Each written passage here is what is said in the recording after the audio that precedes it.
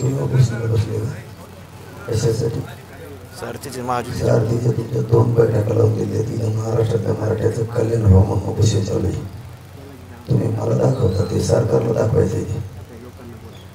तुम्ही मला सांगितलं होतं आमच्या बैठका लावत नाही, तुमच्या 2 बैठका लावल्या. तुम्हाला आम्हाला कोणी विचारत नाही. तुम्ही बैठका 2 घेतल्या नाही का? कसं काय नाही घेतले? सरकार बाजूला कोण म्हणतात? दीपक केसरकर साहेबासोबत बैठक नाही घेतली. काय म्हणले? उदय सामंत सोबत बैठक नाही घेतली. पण 2 घेतल्या ना. 2 घेतलाय. थांबे 2 घेतल्या का नाही घेतल्या? अरे 2 घेतल्या का? तुमच्या आधीचे काही जण PhD वगैरे गेलेत का नाही? तरी अरे तुम्ही नसता गेलं, दुसरे गेले. तुम्हाला येडत नका काढू. तुम्ही मला येडत नका काढू. तुमच्या पाया पडतो तुम्ही बघू नका. तुमच्या पाया पडतो तुम्ही बघू नका. तुम्ही सांगितलं आमदार कोणी विचारत नाही. तुमच्या 2 बैठका लावल्या. तुमच्या परस्पर सुद्धा आता 7 तारखेला काही पोरं गेले. कालच्या 7 तारखेला. आता तुम्ही तोंड बदलून येणार तर मी काय करू? तुमचे प्रत्येक चेहरे बदलत आहेत. अरे तुम्ही कोणी असं मला नाही माहिती. तुमच्यासाठी आम्ही करतो का नाही? तुम्ही मला तर आम्हाला कोणी विचारत नाही. तुमच्या 2 बैठका लावल्या तरी तुम्ही उपोषणला बसला. इथं सगळ्या सोयऱ्यासाठी उपोषण. महाराष्ट्रातल्या लोकांचं कल्याण व्हावं म्हणून पत्रकारांनी जर तुम्हाला प्रश्न विचारला, जरा काय बरे 3 दिवसापासून उपोषणला आहे, तुमचं काय म्हणणं आहे? तर तुम्ही म्हणतात PhD धारका काही विचारित नाही. हे उत्तर आहे तुमचे. अरे मी आता ऐकलंय. मग पागल समजता काय लोकांना? महाराष्ट्रात मराठ्याचं कल्याण होऊ दे ना. तुमचं PhDचं वाटलं असं म्हणणं आहे का आमचं?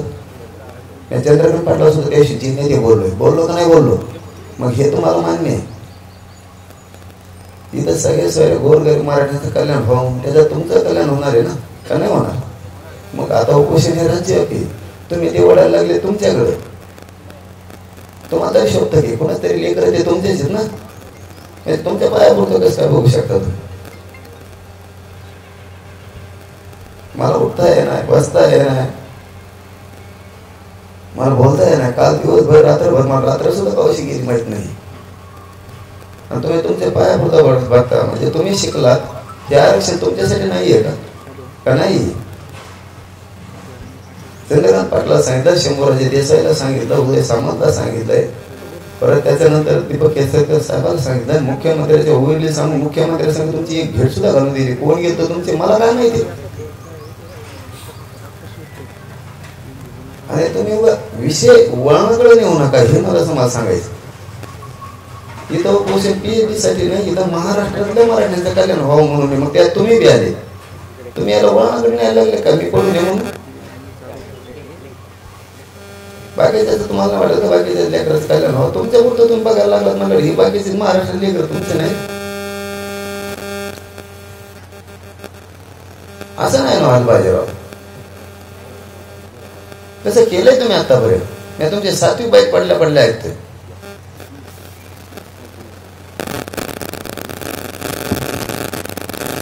तुम्ही स्वतःच्या पायापुरता बघता म्हणजे ही काय पद्धती आहे?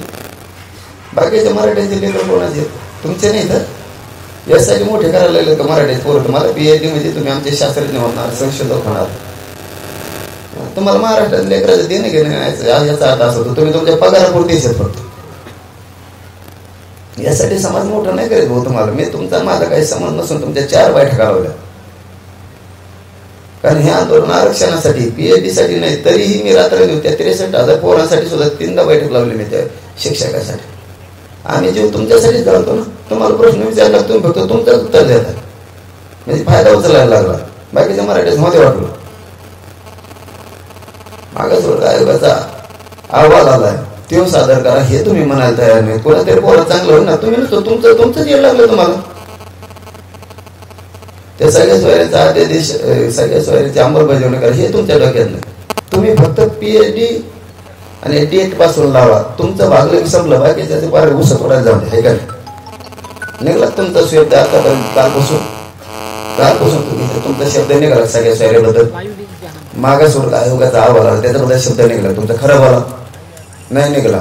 कोणते लोक आहेत रे तुम्ही? मी सगळ्या सोयऱ्यांसाठी करतोय, मागासवर्ग आयोगासाठी करतो, तुमच्यासाठी बी करतोय. म्हणजे माझी भावना ही तुमच्याबद्दल नियत मग अशी तुम्हाला सगळ्या चांगलं आणि तुमची नियत फक्त तुमचंच व्हावा, बाकीचे कार्य लागून द्या सगळे, हे ना.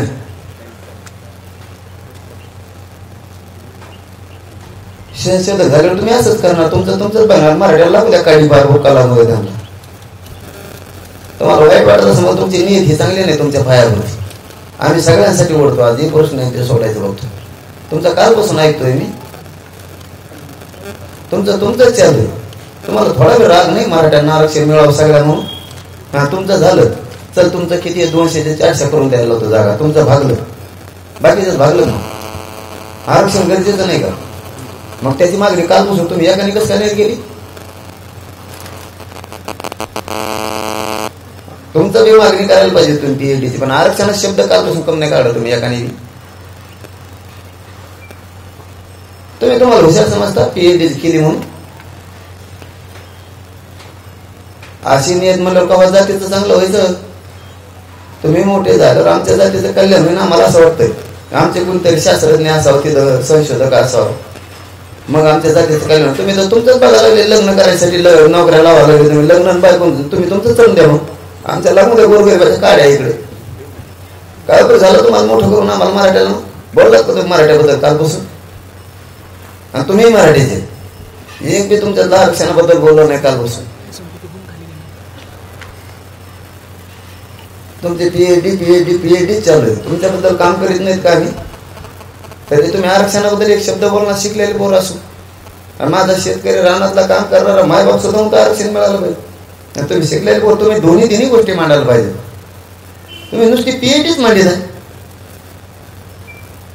म्हणलं काल जाऊन दे झालं असं. आताही तुमची त्या लोकशाही चॅनलने बहुतेक घेतली अंदाजे. मी आवाजावर सांगतो, मी तर काय डोळा बी उघडेला नाही, पण आवाजावर सांगतो. आवाज कोणाचा होता? कुठे गेला ते तुमचा आवाज होता ना, तुम्ही लोकशाहीचं काम करताना. त्यांनी आता विचारलं जरांगे पाटील 3रा दिवस उपोषणाचा, तुम्हाला काय वाटतं? तुम्ही म्हणतात पीएचडी धारकांचं काम, आम्ही उपोषणाला बसलो, पीएचडी धारकांचं काम झालं. काढी लावून देते का बाकीच्या आरक्षणाची? काल तेच, रात्री तेच, आता तेच. आरक्षण मिळाल्यावर चांगलं होईल ना, का पीएचडी झाल्यावर चांगलं होईल? काय राव तुम्ही शिकलेले पोरं, काय बोलता? तुम्हाला हे सुद्धा नाही कळालं. तुम्ही उलट आरक्षणावर अभ्यास करायला पाहिजे. असं द्या, सगळ्या सोयऱ्याचा तसं द्या, मागासवर्ग आयोगाचा अहवाल आलाय ते आरक्षण द्या, म्हणजे माझ्या सगळ्या जातीचं कल्याण होईल. आणि आमचं पीएचडी वाल्याचं द्या. तुमचं वाजायला चालू केलं तुम्ही. अरे मराठ्यात शिकलेले पोरं तुम्ही.